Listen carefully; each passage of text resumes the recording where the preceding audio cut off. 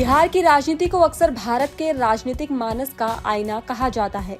ये वो राज्य है जहां जातियां सिर्फ सामाजिक पहचान नहीं बल्कि राजनीतिक ध्रुवीकरण की धुरी रही है, जहां गठबंधन सिर्फ चुनावी सुविधा नहीं बल्कि सामाजिक समीकरणों की ठोस अभिव्यक्ति रहे हैं, जहां नेता सिर्फ राजनीतिक चेहरा नहीं बल्कि समुदायों की आकांक्षाओं का प्रतीक होते हैं।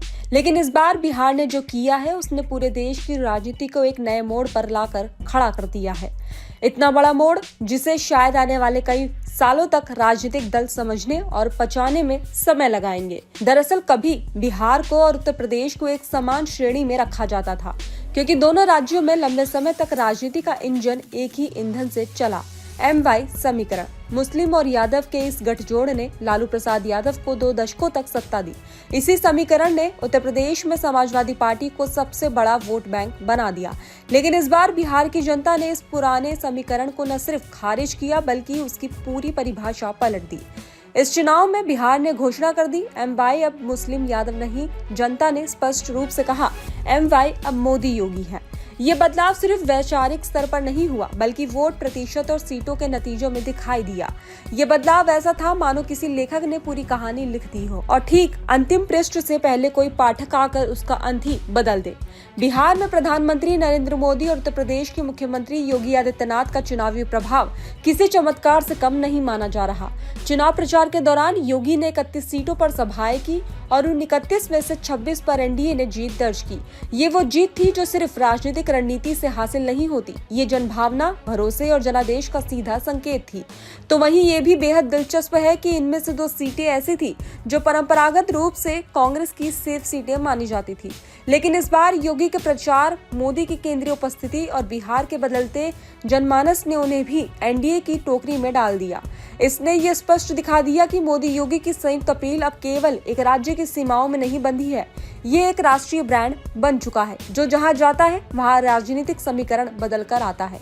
तो वही पुराने MY समीकरण पर आधारित राजनीति की जगह अब नई MY राजनीति मोदी योगी या मोदी द्वारा परिभाषित महिला युवा लेती दिखाई दे रही है। चाहे आप इसे नेतृत्व का ब्रांड माने या बदले हुए सामाजिक ढांचे का संकेत, ये साफ है कि जनता ने मानसिक रूप से एक नई दिशा तय कर ली है। बिहार के सीमांचल क्षेत्र को कभी विपक्ष का मजबूत गढ़ माना जाता था। पुड़िया, अरेरिया, किशनगंज और कटिहार ये जिले परंपरागत रूप से मुस्लिम बहुल और इसलिए MY राजनीति के लिए उपजाऊ जमीन माने जाते थे। इन जिलों में मुस्लिम आबादी 40% से लेकर 70% तक पहुंचती है। सामान्यतः माना जाता है कि यहाँ महागठबंधन और खासकर RJD का वर्चस्व अटूट है। लेकिन इस बार जो परिणाम आए उन्होंने इस धारणा को पूरी तरह हिला दिया। न सिर्फ RJD हारी बल्कि कांग्रेस और वाम दल भी सीमांचल में जन समर्थन जुटाने में विफल रहे। ये उन लोगों के लिए एक बड़ा झटका था जो अभी भी सोचते थे कि मुस्लिम यादव का पुराना जोड़ वोटों को एक तरफा बना देगा। एक्सपर्ट्स का कहना है कि सीमांचल में जो हुआ वो पूरे उत्तर भारत के लिए संकेत है। अब जनता केवल जाति और धर्म की राजनीति नहीं चाहती और यह बदलाव आने वाले सालों में पूरे हिंदी बेल्ट की राजनीति को पुनः परिभाषित कर सकता है। तो वहीं इस बार का एक बड़ा मोड़ असदुद्दीन ओवैसी की पार्टी AIMIM का प्रदर्शन रहा। सीमांचल में उनकी पकड़ मजबूत होती दिख रही है। पिछले चुनाव में उन्होंने 5 सीटें जीती थी और इस बार भी उनके वोट शेयर में उल्लेखनीय बढ़ोतरी हुई है। इसे सिर्फ मुस्लिम वोटों का बिखराव कहना ठीक नहीं होगा। ये मुसलमानों की राजनीतिक चेतना में आए बदलाव का संकेत है। वजह स्पष्ट है, मुसलमानों को महागठबंधन में बराबर की हिस्सेदारी नहीं मिल रही थी। 2020 में RJD ने 18 सीटें मुस्लिम उम्मीदवारों को दी थी। इस बार यह संख्या घटकर सिर्फ 9 रह गई। इस कटौती ने मुस्लिम समुदाय के भीतर नाराजगी पैदा की। उन्हें लगा कि वे सिर्फ वोट बैंक भागीदारी के योग्य नहीं है।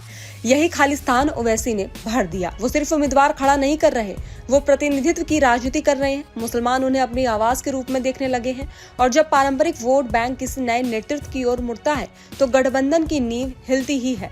ओवैसी सिर्फ सीटें नहीं जीत रहे, वे परंपरागत समीकरणों को चुनौती दे रहे हैं और यही वजह है कि विपक्ष अब उनसे सिर्फ डर नहीं रहा बल्कि समझने की कोशिश कर रहा है कि उनके उभार को कैसे रोका जाए। तो वहीं बिहार के इस चुनाव ने पूरे देश को संकेत दिया है कि जनता अब नई राजनीति चाहती है, आकांक्षाओं की राजनीति, विकास की राजनीति, भरोसे की राजनीति। सिर्फ जाति और धर्म के नाम पर चुनाव जीतना अब कठिन होता जा रहा है और सबसे बड़ी बात, युवा और महिलाएं अब चुनाव में निर्णायक भूमिका निभा रही हैं।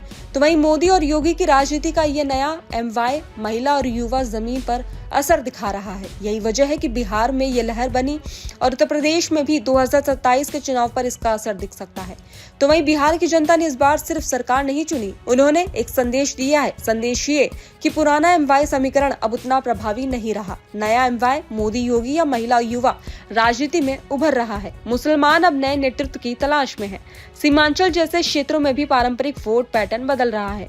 विपक्ष को अपनी रणनीति पूरी तरह बदलनी होगी और सबसे बड़ा संकेत जो बिहार में हुआ वो उत्तर प्रदेश में भी हो सकता है।